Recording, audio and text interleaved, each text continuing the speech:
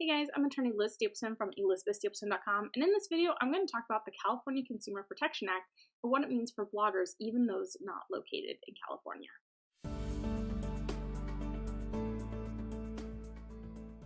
Before I get started, I do want to note that the information in this video is just for informational and educational purposes only. It is not legal advice. If you have questions, you should contact an attorney in your area to discuss the specifics of your situation. I'm an attorney, but I'm not your attorney. Okay, so let's go ahead and dig in. CCPA is a new privacy act out of California that is similar to GDPR, which is the General Data Protection Regulation that went into effect back in 2018. It's like I said, similar in many ways. If you're already GDPR compliant, and I have other videos on that if you don't know what that means, you only need to do a few more things to be CCPA compliant, and we'll get to that in a minute. First, I want to explain who is required to comply with CCPA, and CCPA just short for California Consumer Protection Act. There are two qualifiers when it comes to who CCPA applies to, and chances are you fall into the first as a sole proprietor. By the way, you do not have to have an LLC or really any type of business entity, just kind of sole proprietor is the default if you haven't kind of incorporated in any way. The second threshold is a bit more complicated. It states, and I quote, that satisfies one or more of the following thresholds, has an annual gross revenue in excess of $25 million as adjusted pursuant to paragraph 5 of subdivision A.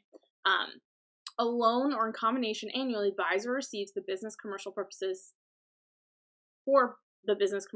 sells or shares for commercial purposes alone in combination the personal information of 50,000 or more consumers, households, or devices. And then C, derives 50% or more of the annual revenues from selling consumers' personal information. Okay, so unless you're an extremely successful blogger, chances are Part A, the whole 25 million, doesn't apply. And so long as you aren't in the business of selling personal information, though admittedly there's some debate if having ads on your site is considered selling personal information, then C likely doesn't apply either. So it's the second one, receives for the business commercial purposes the information of 50,000 or more consumers, households, or devices that we need to think about. So the law goes into detail about what actions qualifies. It includes things like counting and impressions. So if you are using things like Google Analytics or pixels for ads, think Facebook or Pinterest, then it seems those actions would qualify under the law. Now, for the 50,000 or more per year, unless you're getting under, 4,166 users a month, then yes, CCPA is going to apply to you. So now that we've established that you probably do need to comply with CCPA, let's kind of talk about some of the things you'll likely need to do. The first is you need to make sure you have a contact page on your site.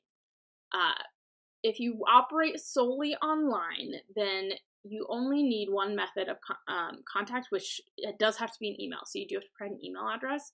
If you are not solely online, then you potentially might need a toll-free phone number for people to submit requests. You're going to need to update your privacy policy if you haven't already, and you're going to have to add a do not sell my personal information page to your site and link it to your homepage. There's also some things you shouldn't do because these are some stuff that came up when GDPR came into effect. You shouldn't block traffic from California-based users, and you shouldn't charge different rates for those that do or do not exercise their rights under the California Consumer Protection Act.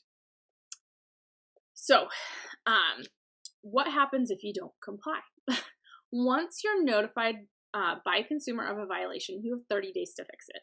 Okay, if you don't fix it, you could be sued by the consumer and have to pay anywhere from $100 to $750, as well as any other penalty the court sees fit.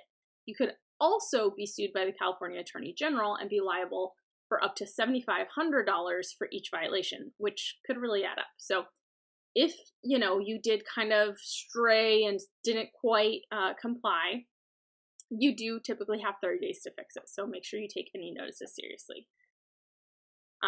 But with that, that's kind of the quick and dirty version of CCPA. If you want to dig a little bit deeper, I do have a full guide, full legal guide for bloggers, but with a more in-depth version of the CCPA included. And the link is below that video. And if you guys have questions, like I said, if it's specific, you need to contact an attorney in your area. But if it's something general about just what I wrote or something that makes sense or a typo, don't hesitate to reach out and let me know.